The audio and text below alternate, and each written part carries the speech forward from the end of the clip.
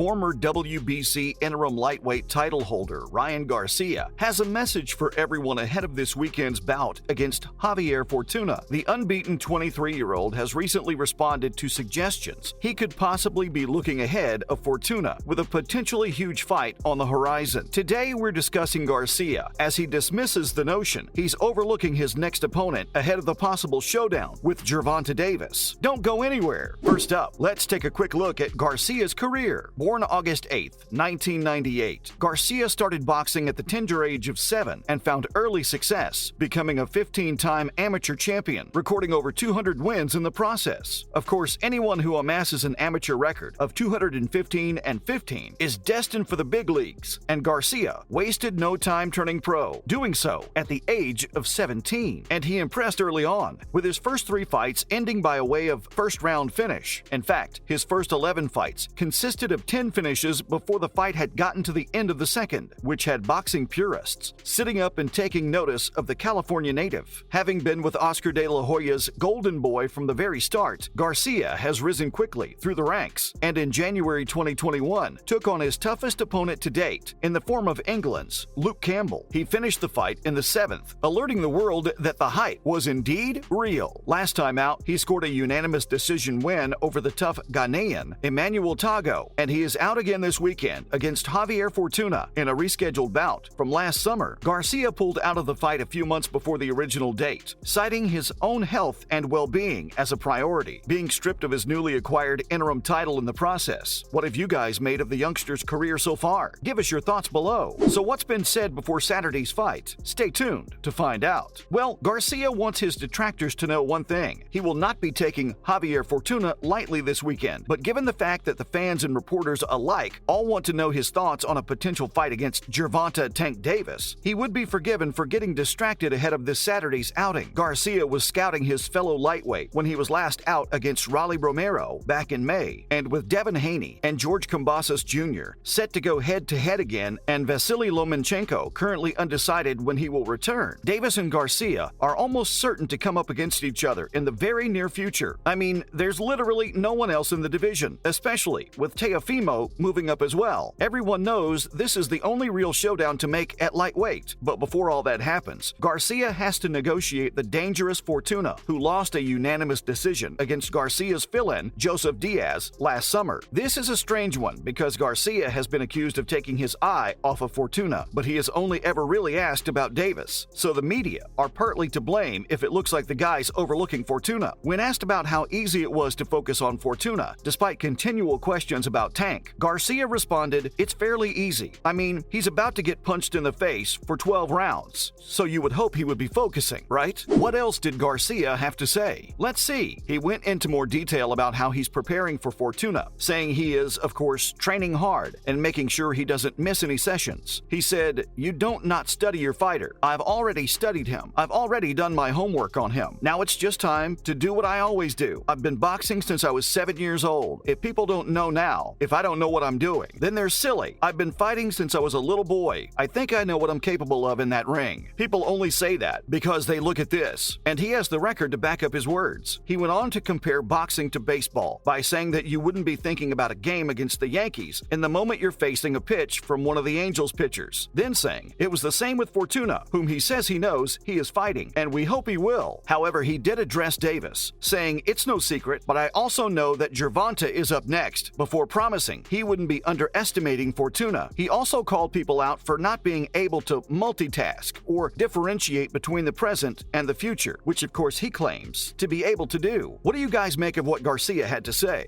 So where does all that leave us? Let's discuss. Of course, Garcia was in attendance for the recent Davis-Romero bout, to which he has admitted to going to scout out his potential future opponent. He said he wanted to get an up-close view of how Tank operates, rather than just analyzing him on video. However, he didn't seem particularly impressed with the 6th-round finish, but he did seem relieved he was able to get the job done to set up his own showdown with Davis. He suggested that Tank gets hit a little too often, then went on to name fighters like Santa Cruz and Barrio, who he got tagged too much against. He said, "It's just probably, that's just how he is. He walks up very easily, as you see his face. He bruises very easily. Just what I've seen. For me, I thought Rolly had enough power in his punch to really do damage to Tank." The unbeaten Garcia went on to to say how he predicted Tank wouldn't be able to handle Raleigh's distance, but also suggested that Davis only survived due to Romero's experience or lack thereof, as he only began boxing at the age of 17. Garcia suggested that when you start boxing later, you don't understand things, certain situations, certain positions, and he just got caught jumping in on Davis, who is a southpaw, something he explained you never should do. Davis's performance seemed okay to us. What did you guys think? Did he mention he began boxing at 7, by the way? We get it, Ryan. Next up, Garcia has a word of warning for Floyd Mayweather. As many people's greatest boxer of all time, Floyd Mayweather has earned the right to say what he pleases when it comes to the sweet science. And following Garcia's choice words about Canelo, Mayweather came out in defense of his old Mexican rival. Mayweather told Garcia last week that he shouldn't be talking about someone of Canelo's stature until he's accomplished something in the sport, but Garcia had different ideas. Canelo questioned Garcia's work ethic recently, which prompted the youngster to tell Canelo that he can try to knock him out, but he will never be able to. And Mayweather clearly didn't like what he was hearing, explaining that first, he's praising Canelo. You want to learn from Canelo, and you're in Canelo's training camp. Now it's all hate, before saying he simply doesn't like him. But Garcia was in a bullish mood at yesterday's July 13th press conference, suggesting that Floyd would need the Avengers to stop him from talking. He said, "It could be Floyd, it could be Canelo, and throw in all the GOATs. They need them all. They can't stop me." Garcia has also given his prediction for the upcoming trilogy fight between Canelo and GGG, backing the 40-year-old Kazakh to get the job done at the third time of asking, who do you guys have when Canelo and Golovkin go to war again for the third time and probably final time? Let us know below. And finally, some more boxing news. And Tim Tszyu has a date. Stay tuned. Tim Tszyu will be taking on Jermell Charlo for the undisputed super welterweight titles. And this week, a date for the fight has been set. Telling the champ that I'm coming for you recently, Tszyu will take on Charlo January 28th, 2023, which incidentally will be 28 years to the day since his father, legendary Aussie Kostya, won the IBF light welterweight title for the first time. The fight will take place in Las Vegas, but so far, we don't have a location. But Tszyu described the fight as a dream come true before telling reporters that it was a bit in the making, but I got so pumped up, before going on to explain how he cannot describe the feeling he has, that he will now be fighting for all the belts come January. However, Charlo is no joke, and the 35-1 champ was described by Tszyu himself as the top boy. In preparation, Tszyu will be setting up his camp in Vegas, going on to say, "This is the biggest fight of my career. This is the biggest fight for anyone. This is the pinnacle of the sport. This is the pinnacle of all sports in general." Who do you have in this one? As always, thanks for tuning in today, and remember to join us again next time for some more fun reveals. And don't forget to like and share today's video, while also subscribing to our channel so not to miss out on more great bits and pieces in the future. Bye!